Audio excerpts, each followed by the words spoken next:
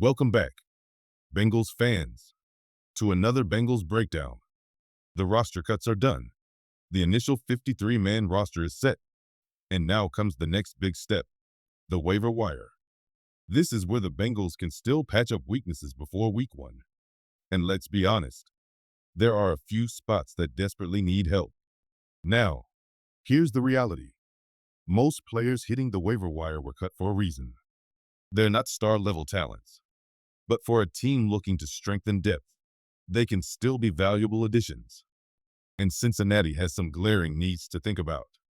But before we get into the latest waiver wire candidates and which positions the Bengals could target, make sure to subscribe to the channel, drop a like, and don't forget to hit the bell icon so you never miss breaking Bengals updates. Now, let's move on to the news. The waiver process officially begins tomorrow at noon. That's when every team submits claims on available players, and then the league assigns them to new teams based on priority. For the Bengals, the offensive line is clearly the number one concern. They only kept 8 linemen, which says a lot about how thin that group is. Safety, guard, and tackle are all positions to keep a close eye on. And don't rule out the possibility of Cincinnati adding a 4th running back to balance the roster. Paul Danner Jr. summed it up perfectly earlier today. The Bengals simply do not trust their offensive line depth right now. And honestly, he's right. That's why these waiver wire claims could be a critical step for Cincinnati heading into the season. Now, let's break down how the waiver wire actually works and what it means for Cincinnati. The order is tied directly to this year's NFL draft slots. That means the Tennessee Titans, who pick near the top, will always get the first shot at every available player. For the Bengals, who drafted 17th, they'll sit right in the middle of the order. So if there's a promising lineman or safety on the wire, Cincinnati has to hope those players slide past 16 other teams before they get their chance. One important detail: teams can make as many claims as they want, but the catch is that every claim means inheriting that player's contract and creating a roster spot. For a franchise like the Bengals, who tend to be careful with their money, they'll focus on affordable depth pieces rather than big names with heavy contracts. And depth is exactly where the problem lies. On the offensive line, Cincinnati kept only 8 players, a dangerously thin group. To make matters worse, both of their right guards are already dealing with injuries. That's why adding reinforcement here feels almost inevitable. Some fans have pointed to veterans as solutions, but the reality is the Bengals may have to trust younger players like rookie Jalen Rivers to step up if they don't land outside help. Safety is another position worth monitoring. The Bengals carried just 4 safeties into the season. Yes, rookie D'Anthony will eventually return from IR, but in the meantime, Cincinnati could use another reliable body in that secondary. When you combine that with the offensive line concerns, it's clear the waiver wire isn't just a luxury for the Bengals. It's a real opportunity to patch holes before week 1. So here's the real question: will the Bengals actually make a waiver wire claim? That depends on who's available and whether Cincinnati believes any of these players can provide immediate depth. Let's start with the offensive line, the area of biggest concern. One name that jumps out is Cole Strange, recently waived by the New England Patriots. A former first-round pick back in 2022, Strange never lived up to expectations under Bill Belichick. His snap counts declined every season, and this preseason he only appeared in 2 games. While he hasn't developed into a reliable starter, his pedigree and experience could make him at least an intriguing depth piece for the Bengals. Another option is Kenyon Green, another 2022 first-rounder. Green has primarily played at left guard, but his production has been inconsistent. Last season he managed just 11 games and about 580 snaps, struggling to lock down a starting role. For Cincinnati, he'd be a gamble, but still a body with starting experience at a position of need. Finally, there's Javion Cohen, a younger player who saw limited preseason action with only 85 snaps.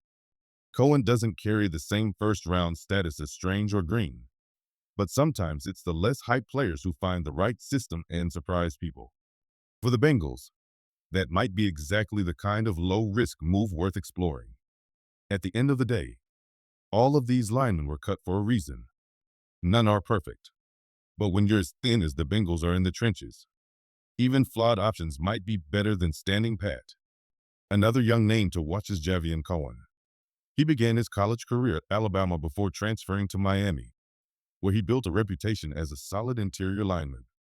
While he went undrafted in 2024 and signed with the Browns, his preseason performance showed flashes of potential, especially in the final 2 games. Cohen offers flexibility at both guard spots, which could make him a sneaky fit for a Bengals team desperate for depth inside. Next up is Logan Brown, waived by the Minnesota Vikings.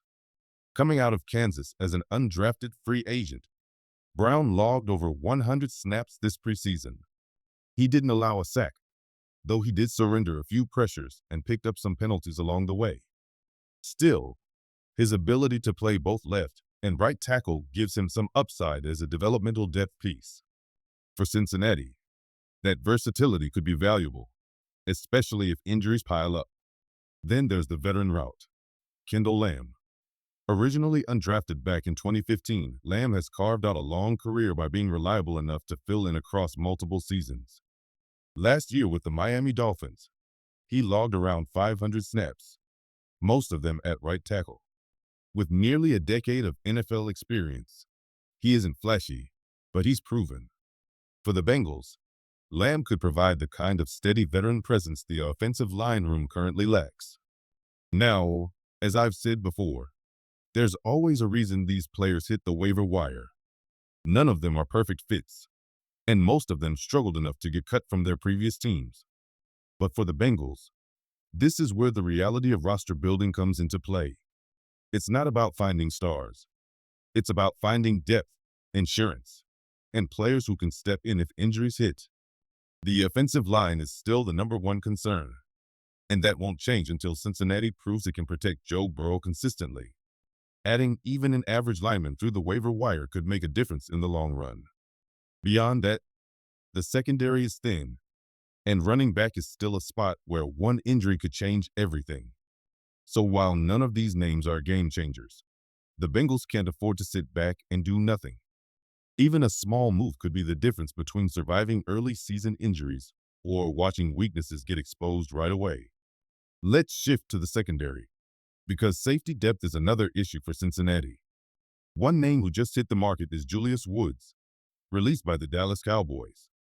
Woods played in 9 games last season but didn't make much of an impact statistically. Only 2 tackles, no interceptions, no pass breakups. Still, at the very least, he's a body who could help the Bengals until rookie Dijon Anthony is cleared to return. Another intriguing name is Jabar Muhammad, recently waived by Jacksonville. If you followed his college career, you'll remember how strong he was at Washington, especially during their national championship run. He racked up pass breakups, interceptions, and was known as a tough, aggressive tackler. So far in the NFL, he hasn't lived up to that potential, but a change of scenery in Cincinnati could be exactly what he needs. Young, hungry, and versatile, that's the kind of upside the Bengals could use in their safety room. Finally, Jarek Reed brings some experience from his time in Seattle.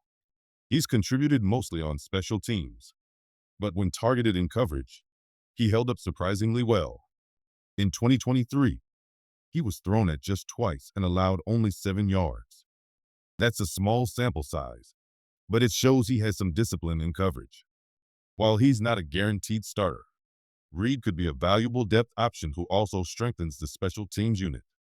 At the end of the day, the waiver wire won't provide Cincinnati with proven stars, but it can give them depth, and for a team with championship ambitions, even role players at safety could play a critical part if injuries hit.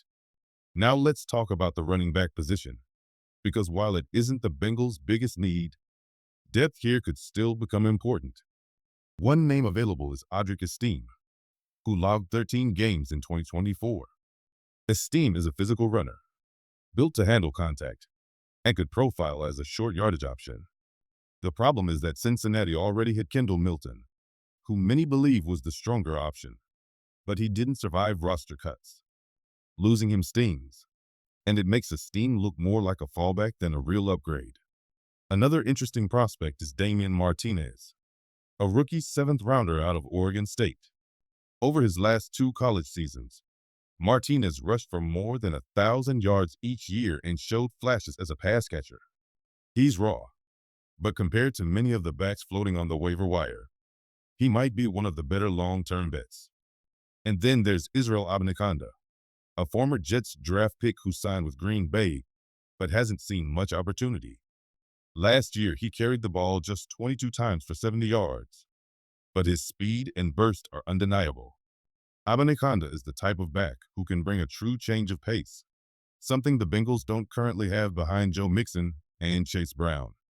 Overall, the running back options aren't overwhelming, but for a team one injury away from trouble, grabbing a developmental back with upside might not be a bad idea.